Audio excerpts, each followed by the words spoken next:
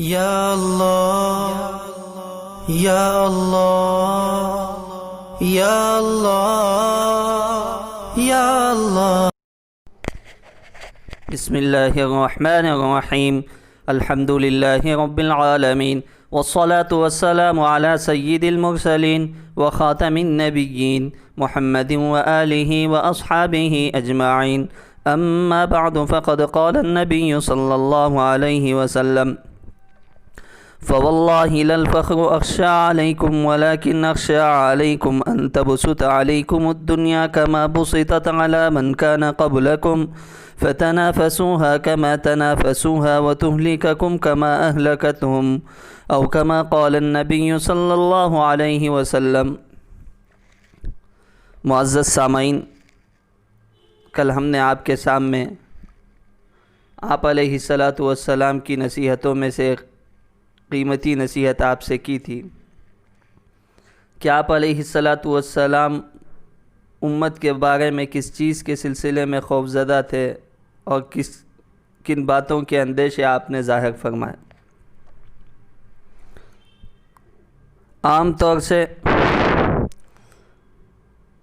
اہل ثروت جن کے پاس اللہ نے مال دیا ہے، چند ایک کو چھوڑ کر اکثر ایڑی چوٹی کا زور لگاتے ہیں اور مقابلہ کرتے ہیں اور ایسے ویسے کام کرتے ہیں تاکہ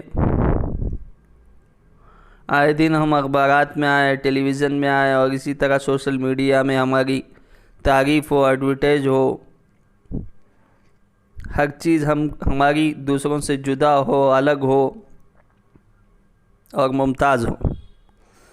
تو اس سلسلے میں عام طور سے 3 چیزوں پہ فخر و مباحات کی جاتی ہیں جن سے بچنا بہت ہی ضروری ہے۔ وہ 3 چیزیں ہم آپ کو بیان کریں گے انشاءاللہ۔ سب سے پہلے التنافس فی جمع المال، دولت کمانے اور اس کو بڑھانے میں مقابلہ آرائی کرتے ہیں۔ اگر کسی انسان کے اندر مال و دولت جمع کرنے کی حرص جڑ پکڑ لیتی ہے، اس کی خواہش جنم لیتی ہے، تو وہ ہر رکاوٹ کو ختم کر دیتا ہے۔ اپنی خواہش کو مکمل کرنے کے لیے اور اپنی بینک بیلنس کو دوسروں کے بینک بیلنس سے بڑھانے کے لیے جائز و ناجائز، حلال اور حرام کے تصور کو ختم کر کے زندگی گزارتا ہے اور شریعت اسلامیہ کی دھجیاں اڑا دیتا ہے، حتیٰ کہ وہ آگے بڑھتا چلا جاتا ہے لیکن اس کے جذبے میں کامیابی نہیں ملتی، مسلسل اضافے کی بھاگ دوڑ میں لگا رہتا ہے، یہاں تک کہ کمزوری اور نقاہت اسے آ پہنچتی ہیں، بیماریاں گھیر لیتی ہیں، ملک الموت آ جاتی ہیں۔ وہ اسی حسرت و یاس کے عالم میں اس دنیا کو اور دنیا میں کمائی ہوئی دولت کو چھوڑ کر جاتا ہے۔ اسی لیے جناب محمد رسول اللہ صلی اللہ علیہ وسلم نے ارشاد فرمایا: آدمی کے پاس 2 وادیاں ہوں تب بھی وہ تیسرے کی تلاش کرے گا۔ انسان کا پیٹ تو خبر کی مٹی ہی بھر سکتی ہے اور اللہ رب العزت سچے دل سے توبہ کرنے والوں کی طرف متوجہ ہوا کرتے ہیں۔ یہ بات یاد رکھنی چاہیے، کمائی میں حلال اور حرام کا پاس و لحاظ رکھنا چاہیے، ناجائز اور ناجائز کا خیال کرنا چاہیے، رشتہ داروں کے حقوق کا خیال کرنا چاہیے تاکہ یہ ہمیں ہلاک و برباد نہ کر دے اور اسلامی حدود کو ہم نہ پھلانگ جائیں۔ دوسرے نمبر پر التنافس فی المبانی، عمارتیں بنانے میں ایک دوسرے سے آگے بڑھنا۔ آج کل عام طور سے اللہ ہی معاف فرمائے یہ دیکھنے کا موقع ملتا ہے، اتنے پیسے روپیے پانی کی طرح گھر کے آلٹریشنوں میں بہاتے ہیں فخر و مباحات کے لیے کہ سمداوے کے گھر سے ہمارا گھر بڑا ہو، اونچا ہو، ہماری شان اونچی ہو، کشادہ ہو، خوبصورت ہو، عیش و عشرت کے پورے سامان سے لیس ہو، چاہے اس میں پڑوسیوں کے حقوق تلف ہو، رشتہ داروں کی حقوق تلف ہو، کسی کا خیال نہیں کیا جاتا۔ محض رشتہ داروں میں، پڑوسیوں میں، جاننے والوں میں اپنا اسٹیٹس قائم کرنے کے لیے، قائم رکھنے کے لیے کروڑوں روپیے مٹی اور گارے میں لگا دیے جاتے ہیں، جبکہ آپ علیہ السلام نے فرمایا ضرورت کے علاوہ جو پیسہ گھر میں خرچ کیا جاتا ہے، ضرورت کا مکان اس سے مستثنیٰ ہے، آپ نے فرمایا اس میں کوئی اللہ کے ہاں ثواب نہیں ہے، اور سب سے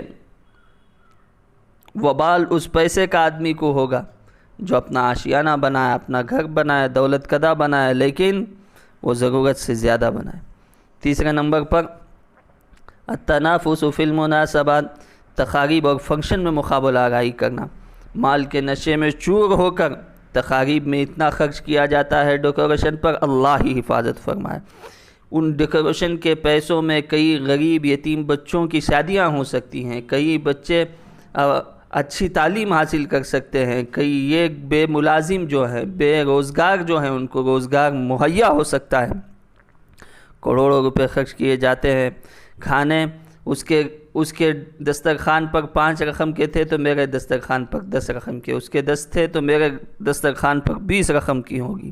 یہ جھوٹی انا کے لیے جو پیسے خرچ کیے جاتے ہیں، فضول خرچی کی جاتی ہے، اور اسی طرح واہ جو چاہی جاتی ہے، کان کھول کر سن لیجئے، یہ بے جا اسراف ہے، اللہ اس سے سخت ناراض ہوتے ہیں۔ اللہ نے فرمایا کہ جو بے جا اسراف کرنے والے ہیں وہ شیطان کے ہمجولی اور بھائی ہیں، اور شیطان اپنے رب کا ناشکرا ہے۔ سب سے برکت والا نکاح وہ ہے جس میں سب سے کم خرچ ہو، اسی میں الفت محبت میاں بیوی میں باقی رہتی ہیں، ورنہ شروع ہی دن سے لڑائیاں، جھگڑے اور الفت اور محبت کا خاتمہ ہو جاتا ہے۔ اللہ تعالیٰ سے دعا ہے کہ اللہ تبارک و تعالی ہم تمام کو نیکیوں میں آگے بڑھنے کی توفیق نصیب فرمائے، دنیاوی معاملات میں اپنے سے نیچے والوں کو دیکھنے کی توفیق نصیب فرمائے۔ آمین وآخر دعوانا ان الحمد للہ رب العالمین۔